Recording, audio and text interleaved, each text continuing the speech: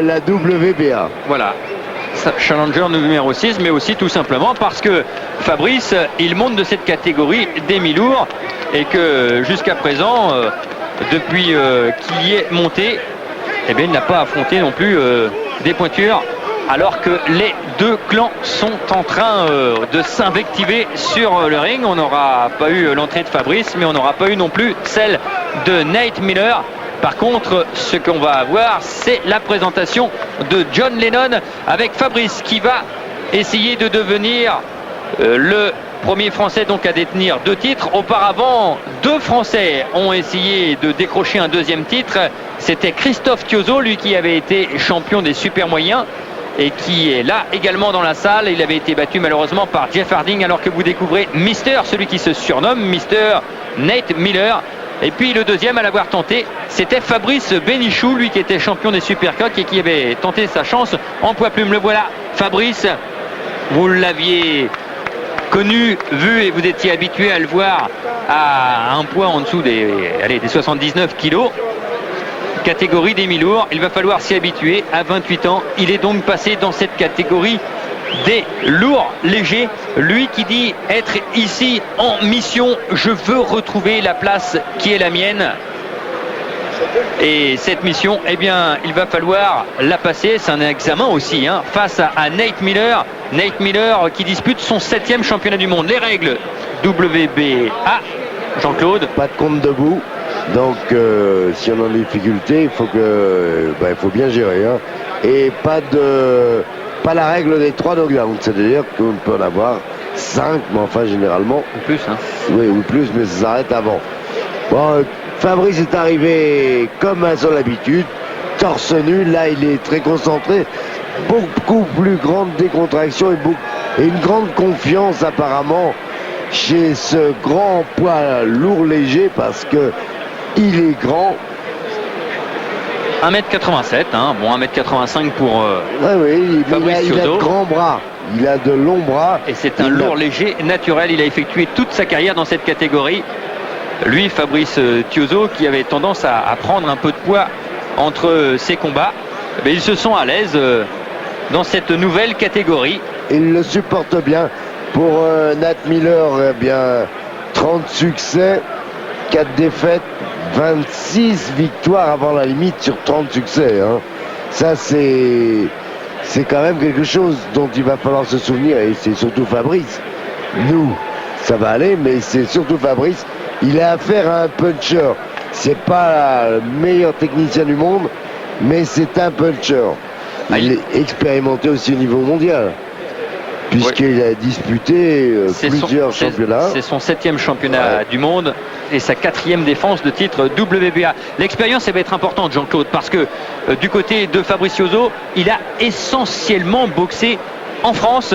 C'est son 4e combat à l'étranger. Il avait débuté en fait sa carrière aux États-Unis. Il est allé boxer une fois en Belgique, une fois en Guyane. Alors, est-ce que l'effet justement de l'étranger, d'ici de cette salle, de combattre en encadrement de Holyfield Moorer, est-ce que ça peut jouer? Est-ce que ça va avoir une incidence sur Fabrice? Je ne le crois pas. Non, je ne le crois pas parce que on connaît trop son comportement et son mental. Il s'est préparé à un voyage et donc ça devrait aller très bien. On vient d'avoir le petit bonjour de Christophe, lui aussi qui a fait le déplacement. La présentation, on vous la laisse, de Jimmy Lennon, alors que Fabrice Thiozo vient d'être encouragé par Don King, qui lui a de toute façon les 2 boxeurs dans son team. C'est pour ça qu'il va maintenant d'ailleurs encourager Nate Miller. On l'a vu extrêmement concentré. Les juges, ils seront peut-être importants. Un Danois, un Vénézuélien et Chuck Giamba, que l'on connaît bien, l'Américain. Et l'arbitre, vous le connaissez aussi, c'est Richard Steele. Plus de 100 combats. Lui qui a arbitré Dominguez d'affaire et mauvais souvenir, Thiozo, Christophe contre Harding. Là, on sent que l'électricité, on sent que l'intensité est montée de plusieurs crans. Malgré qu'il y ait eu de très bons combats, mais là, c'est plus pareil. On sent d'un seul coup, que ce soit dans le public ou sur le ring, On sent qu'il va se passer quelque chose. La tension est montée, mais vraiment, la fièvre là. Et quand on dit la tension, eh bien Don King, lui, il est là. Oui.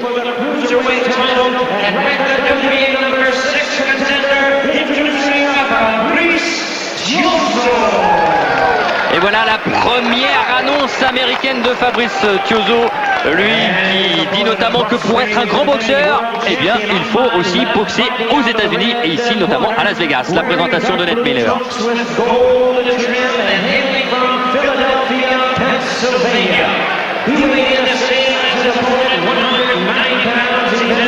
Étonnamment décontracté.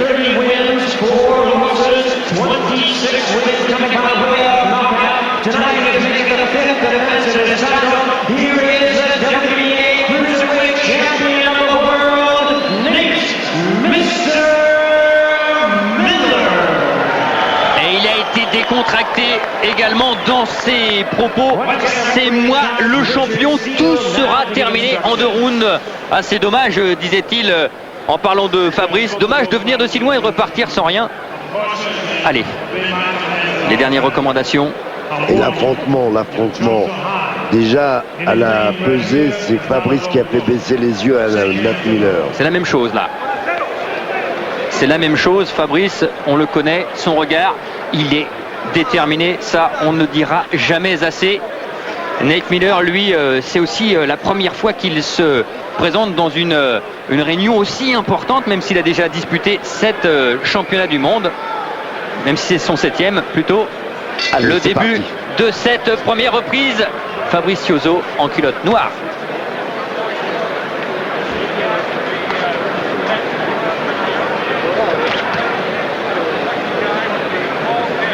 Attention, parce que ses premiers coups, on les a sentis. On sait que Miller est un frappeur. Ah, c'est un puncher. Puncher, oui. 30 succès, 26 avant la limite. Mais on sait aussi que Fabrice Tiozzo est un boxeur dur au mal, et qui lui aussi fait très mal. Pas la même forme de frappe plus lourde. Ouais, voilà.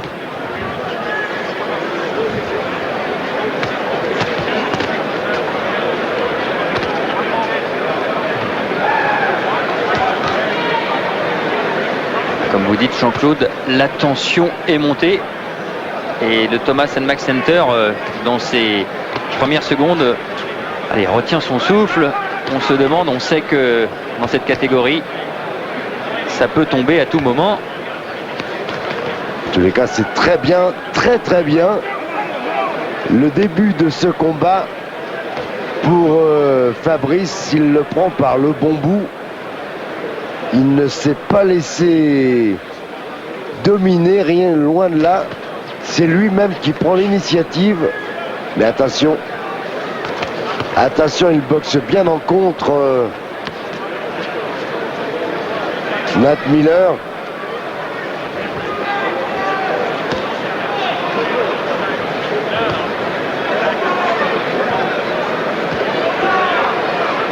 Fabrice Tiozzo, dans ses déclarations, il était allé dire que si Miller ne lui faisait pas mal dans les premiers rounds, eh bien ça durera aussi quelques rounds, 3 rounds, pas plus. Ah, il y a vraiment beaucoup de suspense, c'est vrai. On le sent dans la boxe de Miller. Ouh là là, cette droite toute courte, toute petite plongeante. Heureusement, elle a été esquivée. Ouais, on s'éprouve mutuellement. Personne ne bronche.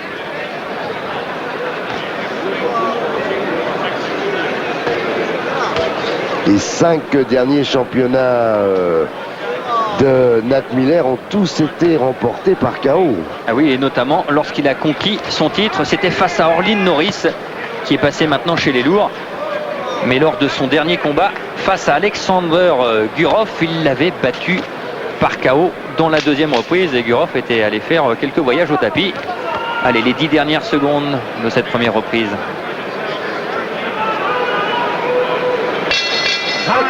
Ah, je dirais presque que c'était un bon round. Ça, je l'ai déjà dit. mais en faveur de Fabrice qui a été plus entreprenant, qui a marqué plus de coups dans cette première reprise